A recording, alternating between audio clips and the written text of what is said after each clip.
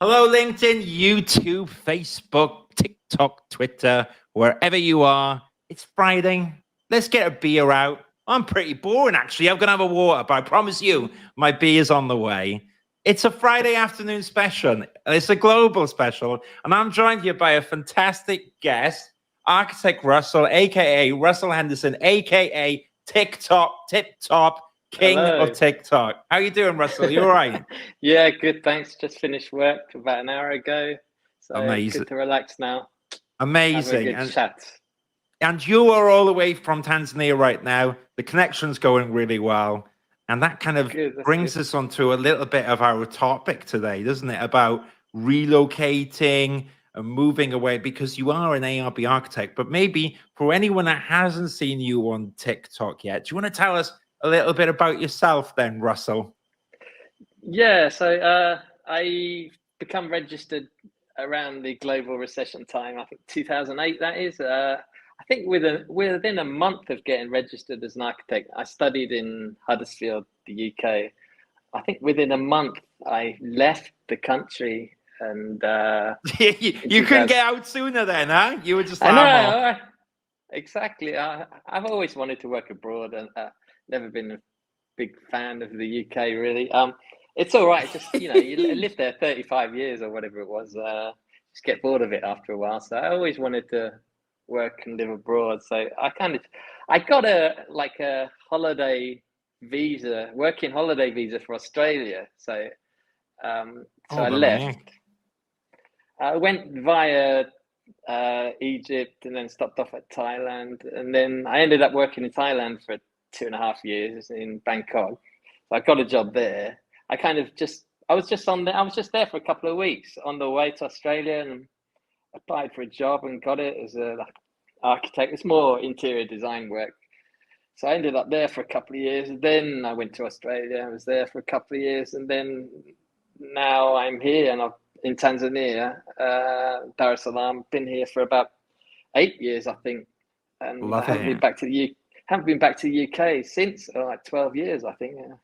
Well, I tell you what, because I've seen a little bit of where you are as well, but I was just thinking now while we're talking, because a lot of what you do is very visual. I guess if as long as you're happy with it and you don't copyright infringe me, I would love to put some YouTube videos that you've done in the background without sound so that people can see a little bit about what you've done. Would that be all right? Just don't promise sure. not to copyright infringe me. Yeah, I've had one of them before, and Okay. all right, Because yeah. it goes on YouTube as well, doesn't it? Yeah. And then YouTube will be like, but as long as you don't mind, and then it'll show everyone a little bit about what we're talking about. So here's your YouTube channel now, Russell, and we can see a bit of Tanzania as well. So here's one of the. I was watching this earlier actually, and I was talking to you about it. So I'm going to wind back, but this is you the other day checking out a fancy hotel in Tanzania. So we got you in the background here. Let me turn off the subtitles for a bit. So just got a bit of fancy background. But so what's it like in Tanzania, first of all? Because I've never been there. I want to go, and the pandemic's kind of slowed it down a bit, but I might have a chance to come at some point. That's in that video was in Zanzibar. That's a really nice island, not far from here. It's like an hour on the boat. I live in Dar es Salaam, which is like it's not the capital, but it's kind of the capital. It's like the biggest city. It's like a coastal port town.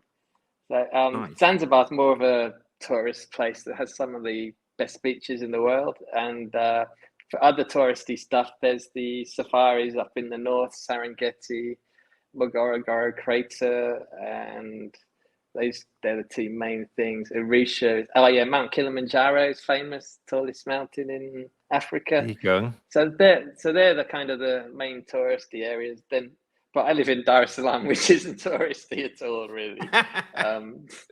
I saw a few video. Yeah, well, look. Yeah, there's one that one, the second from the left. There's one. This one here. Yeah, that's Dar es Salaam. So that's Dar es Salaam there.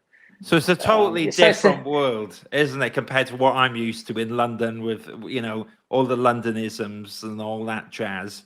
But also, I can imagine it's quite liberating. So is it, in terms of I'd love to know, What was it like, first of all, going from, UK building regulations and all the stuff you've learned in your Part 3 course to jumping into Tanzania? Was it a bit of a culture shock, or did you fit right in like a glove? Yeah, you get a bit of a shock of like I remember when I first arrived, it was like lack of roads. There was a lot of the roads were just dirt tracks, really, and like you're going over bumps and everything. Still, even in the city here. I mean, I've been driving to work for like 8 years, and they've just put a new road down like a few months ago. So I've been literally driving on dirt tracks to work for the last 8 years. So yeah, and it's one of the most fastest developing cities in the world. It's in the top 10 of Africa. Awesome. But yeah, things that shock. Yeah, you probably know about the regulations. There's no building regs, really, local building regs. So I kind of use the British ones, and now I'm like an expert on British building regs because there's no one here to ask. You don't get building control. You don't get an approved inspector or anything for advice. It's up to you. Like fire regulations, all that stuff. You have to learn yourself because there's no one else to advise you on that. It's pretty scary. I had my first 3 years here. My boss was an Australian architect, so he'd been here a year before me or something, or 6 months. So he was kind of my mentor for the first few years, and so that helped me a lot. So our company decided to use the British building regs instead of the Australian ones, because I knew the Australian regs a bit as well, but they're very similar. Yeah. So yeah, it's quite challenging. You have to really. It's quite scary because I had to spend like, God, the building regs, and like you read them, and if there's no one to ask, just reading like one clause 100 times trying to understand it, because it doesn't make sense sometimes, especially with fire regulations. It's just difficult to understand. It's an ongoing topic, yeah.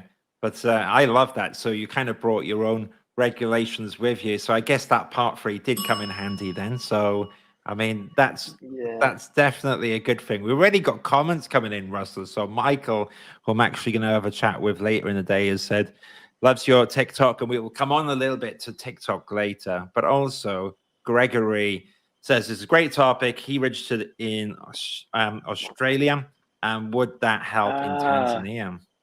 Oh, I tried to register in. Oh my God, that's one of the reasons why I left Australia. I was there for, I think, was it 2 years or less than 2 years? I had a migration visa, so I was going to stay there before this job came up.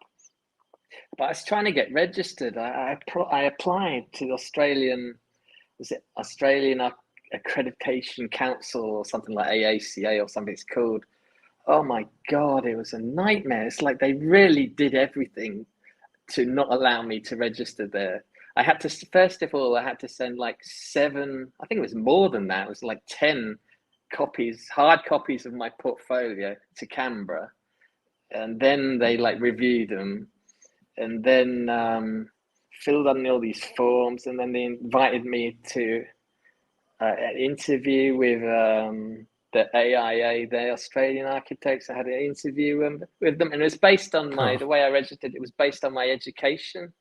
So they were reviewing my education to see if my UK education was equivalent to Australian education. But these projects I'd done like 5 years ago or 8 years ago at the time. No, 5 years ago, I think it was. So I couldn't remember. Some of them were like part 2 and stuff. So I couldn't remember the projects. They asked me questions on projects I did like 10 years ago.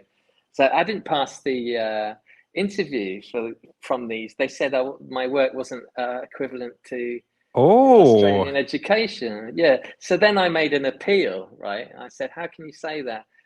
Someone who's registered as UK architect, their education is not. I wrote this big letter, and they accepted my appeal. And then they said, send another like 14 copies of portfolio to Canberra again. To arrange another interview. Yeah. And I left after that. Yeah, I don't blame you. That sounds quite exhaustive. It's like you've qualified once. even if even if I passed that interview and they said it was okay, I would still have to take the exam, the Australian exam for registration. So I was willing to do that. Like I was willing to study and do the exam, but yeah, but I left. But now I've noticed if I ever go back to Australia, there's also another way of registering. You can register through your work experience now. So if I ever go back, now I have like a good 15 years work experience since I've been here. You can submit that. So if I do it again, I'll probably do it through work experience, not my education. So they've added other ways now. Brilliant. Well, look, it's really interesting. I'd love to know as well. So that's an important part of the story. Gregory says, happy Friday. And I'm going to bring up one more of Gregory's comments before I've got a burning question to ask you after this. So nostrification, UK, Oz sounds similarly difficult from Australia to the UK. Yes, Gregory, very good point. Probably. Because the UK, we like to make it difficult over here, isn't it? You got these awesome, and I did a podcast this recently. You got overseas architects who are super qualified, and the ARB and the RIBA. You know, it's a whole different matter to become qualified in the UK. But what I was gonna go on, Russell. Didn't they check? Yeah, didn't they? There was something like, I think it was 6 months ago, ARB were announcing that they're going to make it easier for foreign architects coming into the UK to register there, weren't they? Correct. There was something, yeah. And we have to see how that goes, because it's one thing to say it, and then you got to green stamp it. I know because of the Brexit and stuff, I think. Well, this is it. Architects and architectural assistants and architectural technicians are on the skilled shortage list, which is good, but you still have to get an employer who wants to offer you a job. So it's this whole hoo-ha. And what happens, Russell, is that most companies can do it, but they get scared. So I think it's about educating the companies that it's not that difficult. But I'm sure with all of your qualifications, you maybe don't even need a CV anymore. You'll just show someone your TikTok and your YouTube, right? Because you can see how many buildings you've built, right? Come on, huh? I mean, look. No, I wouldn't put. I wouldn't. That's the thing. I was looking at some other YouTuber who's an architect, and he was giving advice for his CV, and he was saying on it, "Oh, I put all my social." He was putting his social media on his CV, like saying, "I would never do that. Like if I applied for a job with my CV, I wouldn't put my social media stuff on. I wouldn't do that." Like it's difficult. I remember, and I'm going to put this one in the background because this is another one I watch, Russell, and this is important because we're talking about what it's like to be in Tanzania. Yeah, we need to see the beers and the culture. Everyone likes a beer. Architects like a drink, so we'll put it in the background. Have a quick little look. But what I was going to say is, oh my God, I've forgotten what I was going to say now. What were we just talking about? We were talking about, I can't remember. Beers come up, and I've lost track of what I was thinking. I know what I was going to burningly ask you. There must have been someone that planted the seed in particular for you to come to Tanzania. Was there a job offer, or was there someone said, "Come on, get your bags packed and come on"? It came from, you know where it came from? LinkedIn. Oh. LinkedIn of all places. Yeah. So I was working in Australia, and I got a message on LinkedIn. I was probably headhunted. You know what I mean? So yeah. It was through an agency, and they said, "Would you be interested in working in Tanzania?" And I was like, "Don't they mean Tasmania?" Like, because I was in Australia, and I was checking on the map where Tanzania is, and I was checking. And then I said, and I thought, oh yeah, I'd be interested in. I said yes because I thought I'd be interested in Tanzania, but I wouldn't be interested in Tasmania. I don't think, because people in Australia said it wasn't very nice. Oh really? So I said yes, and then when they called me, I said, "You mean Tanzania, don't you? You don't mean Tasmania?" And they said yes, Tanzania. I said, "Okay, yeah, I'll be interested." So then. And what was it like rocking up then, Russell? Did you just arrive in the airport and someone said, "Yep, turn up on a Monday," or? Yeah, I had an interview the guy was in Australia when I was in Australia. So I had an interview, like a real interview. and then they offered me the job, and Brilliant. so I sold my car. That's all I had. All I had was a bloody car in Australia, second-hand car, and and then I went on at the airport. Amazing. And the job sounded fantastic as well. But the only difficult decision was I kind of gave up my immigration visa for Australia. I was supposed to be there 2 years to keep my visa, but I was only there for like 1 year and 3/4. So I'm not sure if I'll get it back again if I went back. So I'll figure that out anyway. But yeah, so I got on the plane, and then and that was it. Back.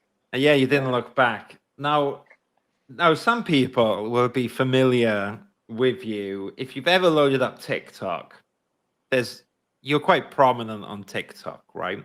So what point during your career did you start playing around with TikTok? Because I imagine you've been in Tanzania for a while.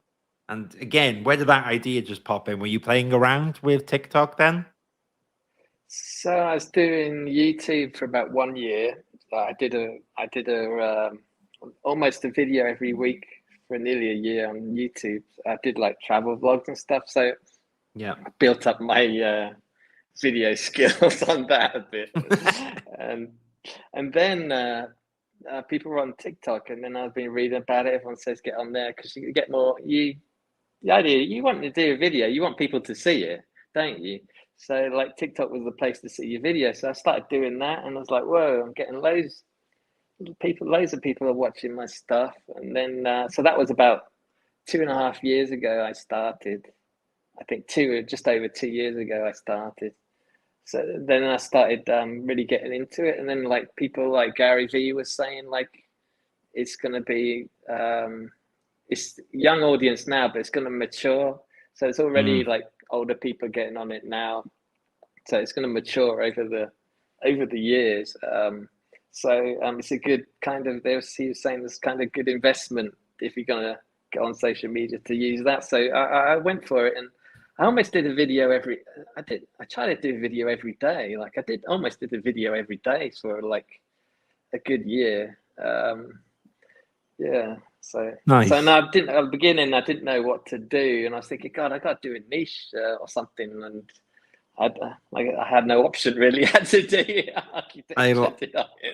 I love it, and I quite like your sense of humor. And we were talking just before this popped on, and I'll go back to us a second and do some call outs a second. But we were talking a bit before about having a sense of humor, and I do think a lot of the architecture content out there, while informative, can be boring, right? That's my personal opinion. And I quite like your sense of humor. And we're not about anything derogatory or anything, but you've got to have a bit of a laugh with things. So maybe TikTok in that way is quite a nice outlet for it. And but what do you think about it, Russell, when you were doing your TikToks? Did you kind of want to have a little bit of a sense of humor with it? Or was there a particular tone you were going for? Yeah, I didn't want to be like boring, you know. Yeah. I'd be informative. But like I don't see any architecture videos that are like enjoyable, really boring. It's like some of them, it's like watching paint dry, isn't it? It's just like, oh. Yeah. And like I don't want to go to work, come home and watch something about architecture. It's boring. Like I've not worked doing that all day. I want to be entertained or something, you know what I mean? Yeah. So I'm kind of mixing it up a little bit. And I got to the point, like I came to Tanzania and I thought, oh God, no one's gonna know who I am. I'm just another architect here. So I put myself out there a bit and not give a shit anymore, you know. And I just did it. Like I don't care what people think, you know. I think that's the way, because I think everyone sometimes overly worries about these things. And yes, it's scary doing a live stream, and yes, it's scary sometimes putting out a TikTok, but you know, there's two ends to the scale. I think that one, as long as it comes from a good place in your heart, you know, people generally understands. And also in these modern worlds, it's yesterday's news in a week's time, Russell. You know, no one cares anymore. You know? Exactly. So it's just like, you might get like and if you do it like as often as I do, like once a day, every day, then like it becomes a habit. You don't really care. Like, You and just if you have share. one video, people like start saying bad things. Who cares? You by that time you've done about 10 more videos anyway. You've Like, done 10, say you're sorry, mean it, and move bumming on. It's not the end of the world, and mistakes happen. I can see we've got a few people in the audience. So we got the old Jason Boyles here listening in. Now, Jason's one of the reasons that we know each other, because last year kind of Clubhouse was popping, and you can definitely check out all the Jason stuff as well. But as well as Jason, we've got here Neil. And Neil has just become a fellow of the RABA. So well done, Neil. I'm going to get my claps here. So you're going to get my claps. Did you hear that, Russ? Does it work in my sound sword? Not at all. yeah. All right. I've got more sounds. You can review my soundboard in a bit. I've got anime noises, but I don't know how to weave that into architecture. So maybe you can help me with that. And as well as that, we got one or two things here. What do you think about these? What do you think about memes? As a TikToker, what do you think about? I've got an architecture You mean meme for the you. photograph ones? I've got There's this a couple one. of guys I follow. No, get the tumbleweed noise in a second. No, I didn't see it. you didn't see anything. All right, have a look at the screen I again. saw something for 1 second, then. All right, let's look at this. All right, second. so let's get an architecture meme. Right, I've got one here. Frank Gehry. Yeah. You know? Frank Gehry. Perfect. No? Yeah.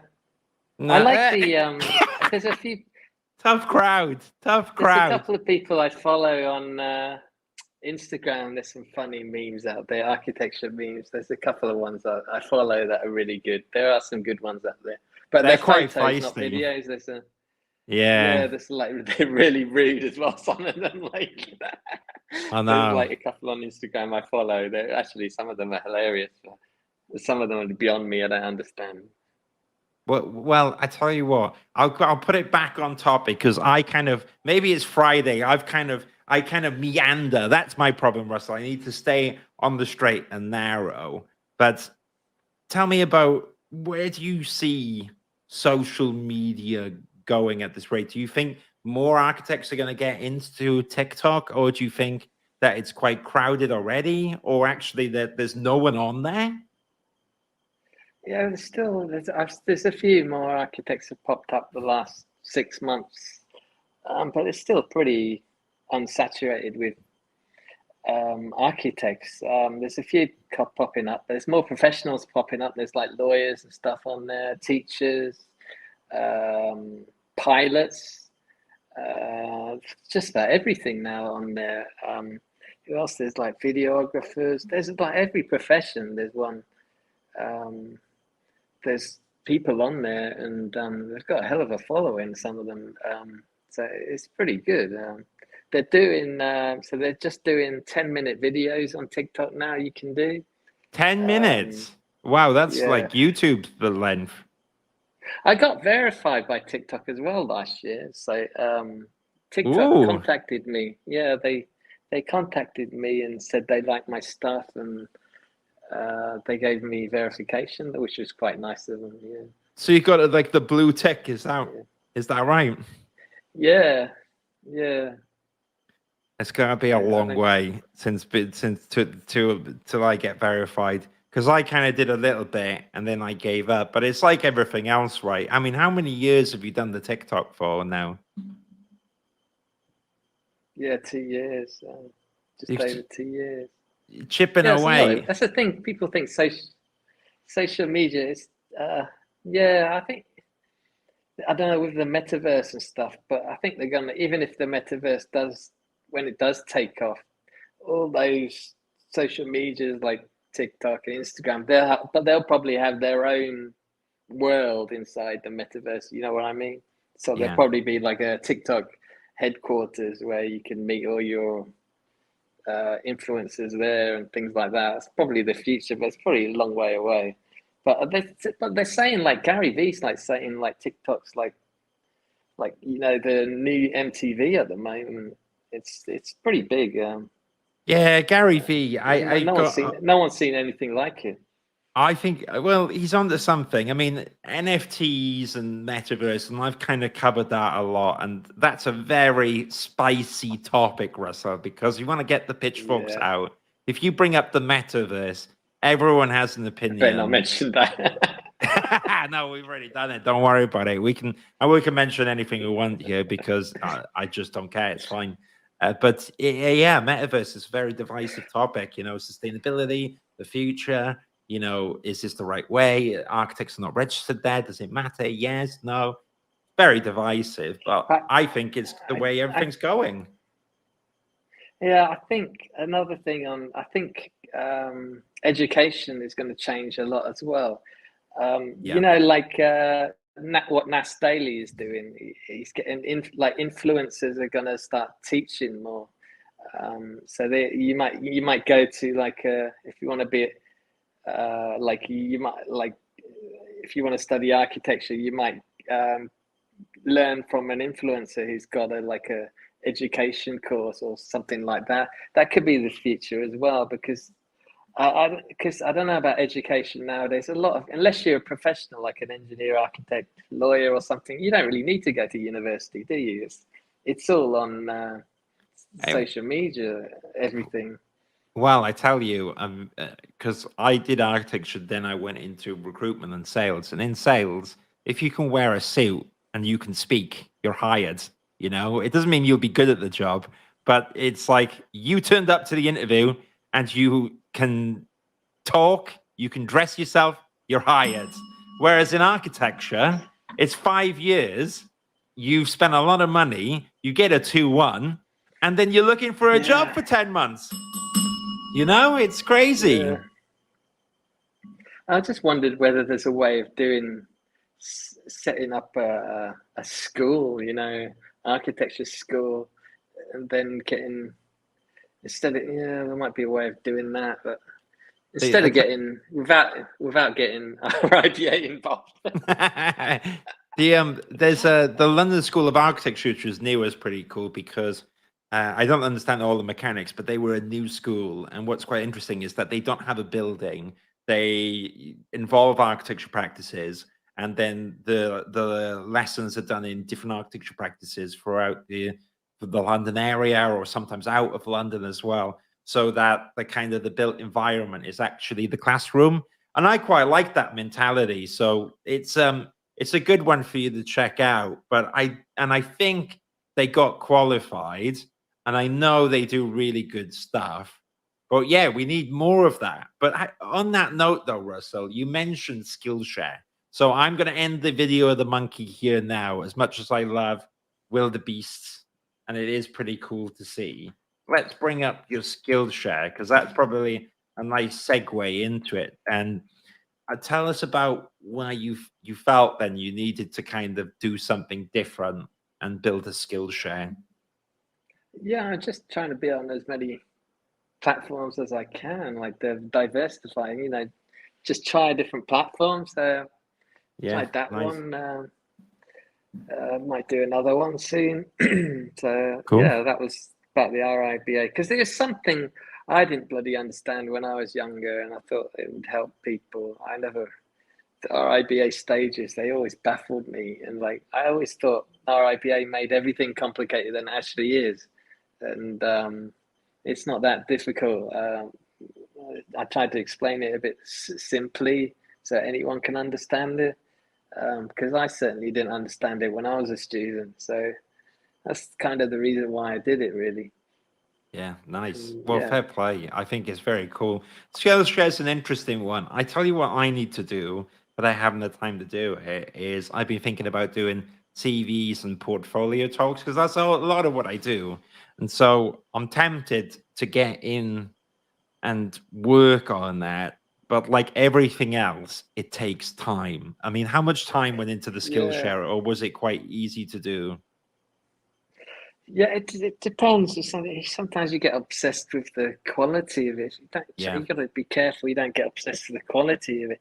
I always spend it's audio that does it for me. Audio always takes up all my time, like getting the Right. audio right. Like there's that bit when that bit there when I'm standing on the roof of my building. There's so much wind, and oh god, I have to come back, and it's like loads of wind, and you have to film it again, and oh, that took ages. But like, the trouble is, I like filming outside to make it more interesting. But you get all Yeah. these people just sit at their bloody desk speaking to them. That's it. I mean, but I don't want to do that. Like, if you want to do that, then you can probably film it quite quickly. Maybe I should do that. Like, that's what I'm guilty of. This is why I quite like the live stream, because you can you whack it out.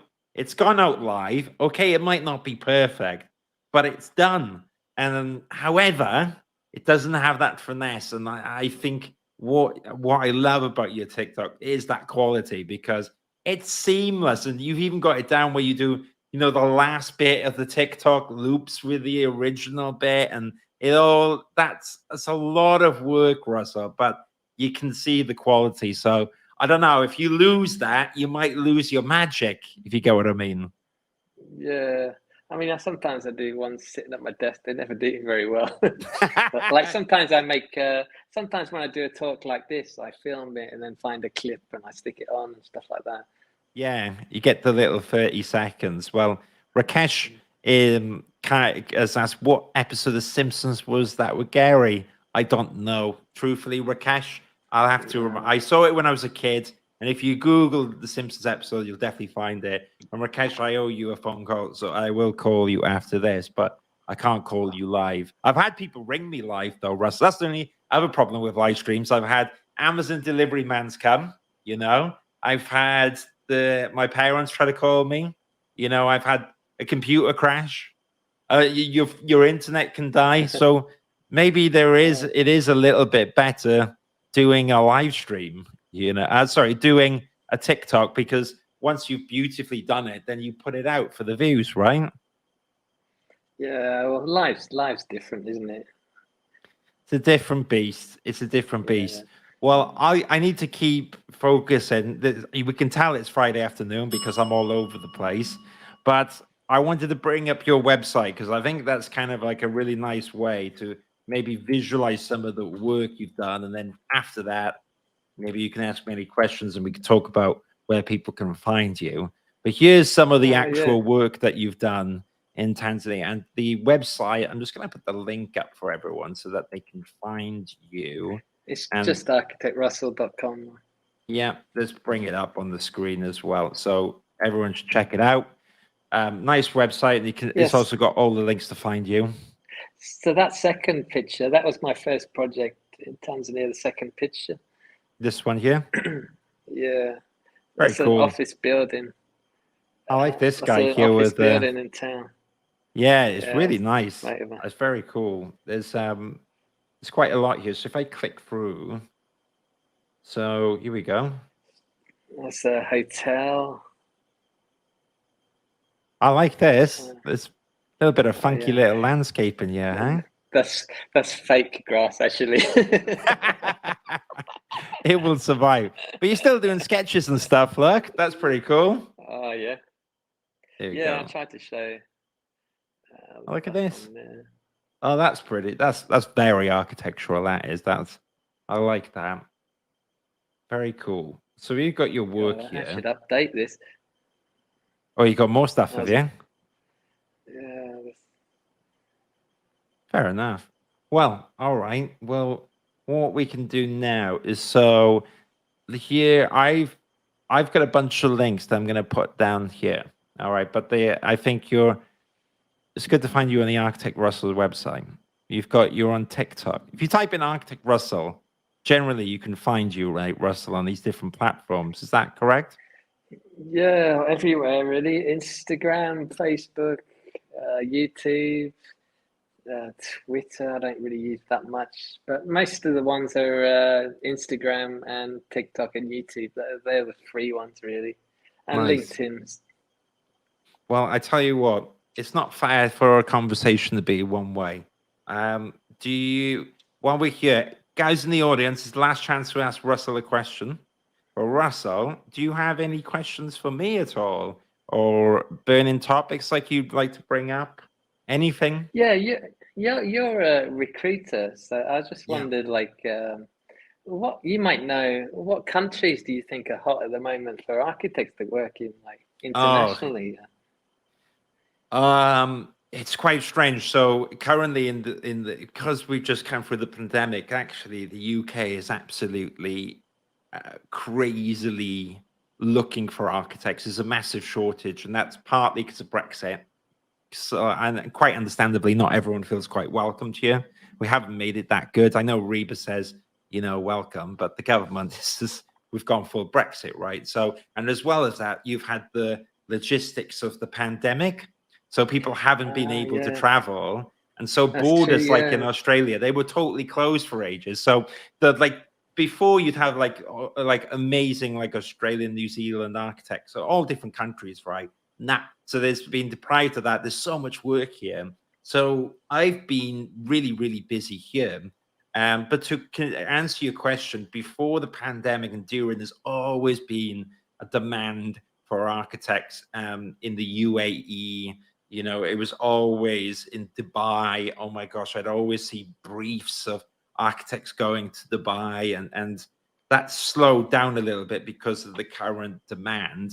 But I often see, you mentioned earlier, like Australia, you've got lots of international offices of UK practices in companies like Australia, and they're always looking for people. But interestingly, I'm working with one or two companies in the UK from America who are opening up at London offices. So it's kind of a mixture. Generally, it's quite busy everywhere, and there's a lot of demand across the globe. That's the way it feels to me. But actually, while you're here in Tanzania, do you feel like there's a demand then for architects? If anyone's listening, is there a roles for them? We're working alongside you or in your community, Russell? there's Just you. not many British architects, not many British architects here.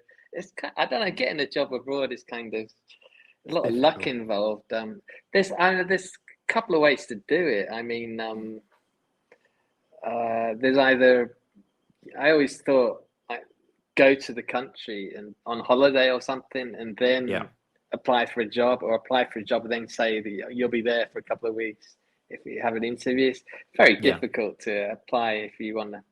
Like, a lot of people in the UK say, "Oh, I want to work abroad," but they just stay in the UK and they for years, and they keep saying that and they never do anything. But you can. I remember I did it once before I actually left the UK.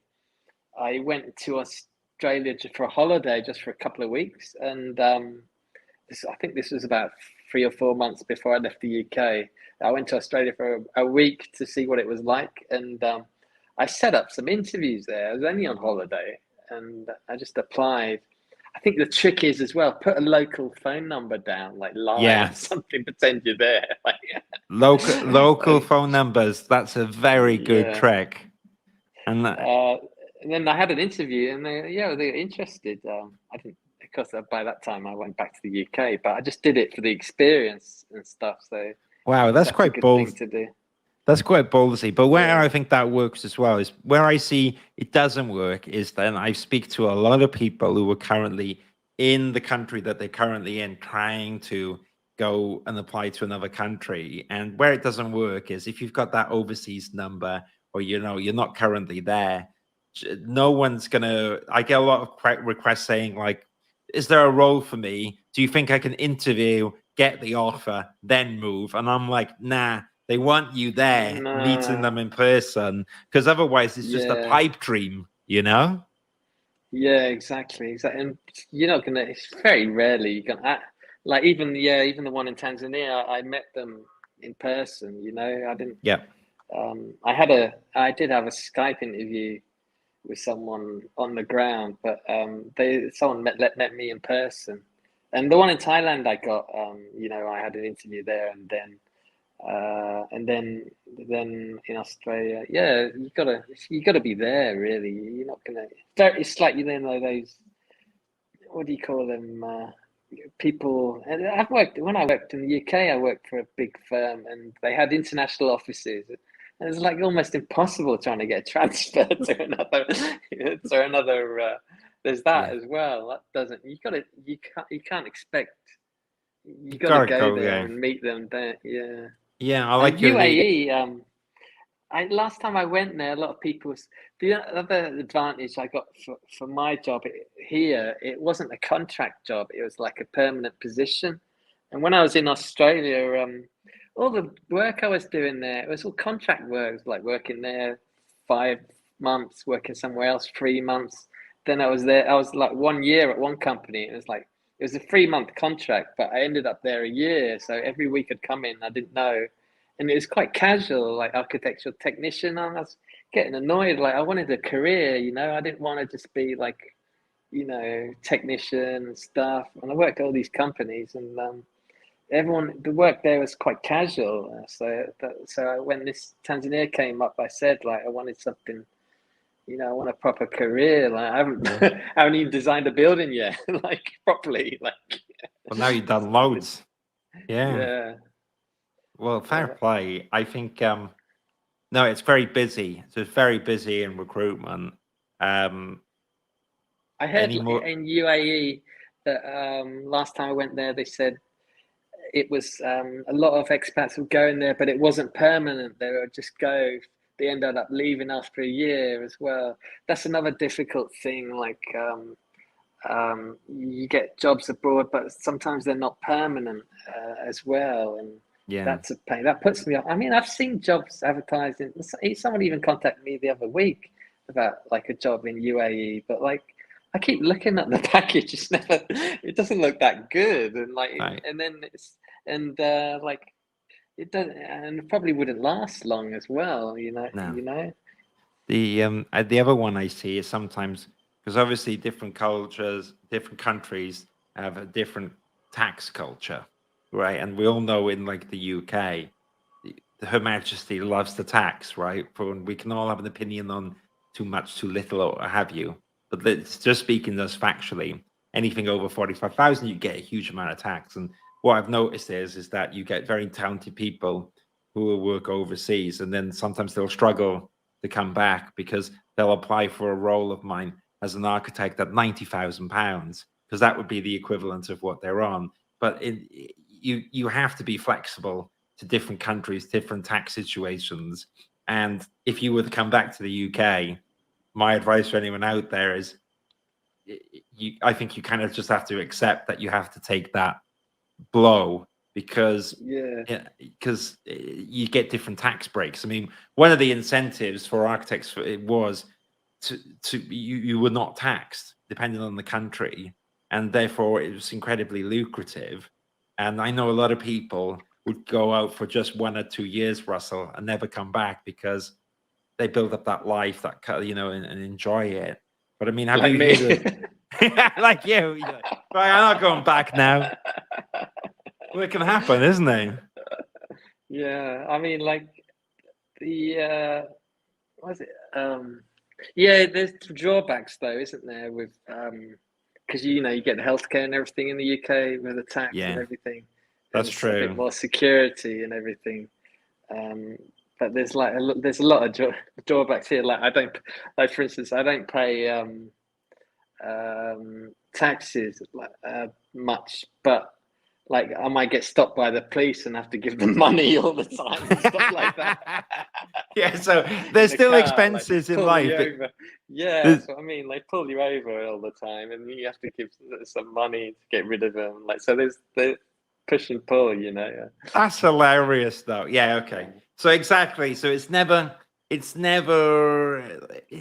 there's always differences, and I suppose now, do you think you would? Is there a remote chance you would ever come back to the UK? Uh, Maybe. not. I can't imagine. I don't know. I was thinking the other day, like, where would I work if I went back to the UK? What have I got? I've got like experience in Tanzania. The only, The only company I can think of is like David Ajay or something like that. I don't know. I don't Yeah, know. you'd need a company that works in international projects, really, at least to get Yeah, going, and right? in Africa as well, or I don't know, many in Tanzania.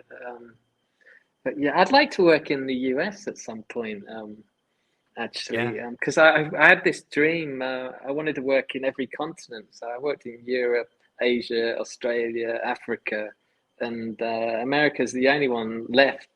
So that was like my goal dream. But getting older now, but it's slipping away. I don't think. you can still do it. You can still do Yeah. it. So I think yeah. I've heard it's all about where you work in America, though, isn't it? I mean, awesome country. I have a friend who worked for a while in California, and told me like that was the place to go if you had a choice. Yeah. So I went to LA a couple of years ago on holiday, and I really liked it. there I you mean, I've been go. to New York and stuff when I was younger, Oh, but I yeah, I mean, really like Los Angeles. I've been to New York as well, but it's a different vibe, and Russell. You think like London's busy and stuff, like New York has got a totally different pace. Yeah, it's just you open your mouth and you're walking around just in awe all the time. It's like you're inside a movie or something. Yeah, it does. It does have that vibe. Well, I tell you what, we've had a few reactions here, but what I was going to do is probably, I think this is a nice time to kind of wind down a little bit. So, Russell, do you want to just quickly? I'm going to get all the links that you sent through earlier, but maybe you can tell the crowd where they can find you and anything else you'd like to add, really. No, just type Architect Russell in Instagram, YouTube, or LinkedIn, TikTok, everywhere really. They're the Nice. three ones. Oh, Skillshare as well. Just anything. You find just Architect Russell. I just literally put your links everywhere. So everyone's going to be flooded with them. But check out Architect Russell. It's so good to have you here, and it's long overdue. I feel like we've known each other for quite some time. So fantastic to have you here, Russell. I Thank really you very appreciate much. it. My pleasure. Yeah, I'm gonna end the live stream in a second. Stay in the studio for a bit, and thank you everyone who was watching this. Have a good afternoon and have a few beers. Don't get too drunk, but have a bit of fun. We'll see you later, guys. Take care.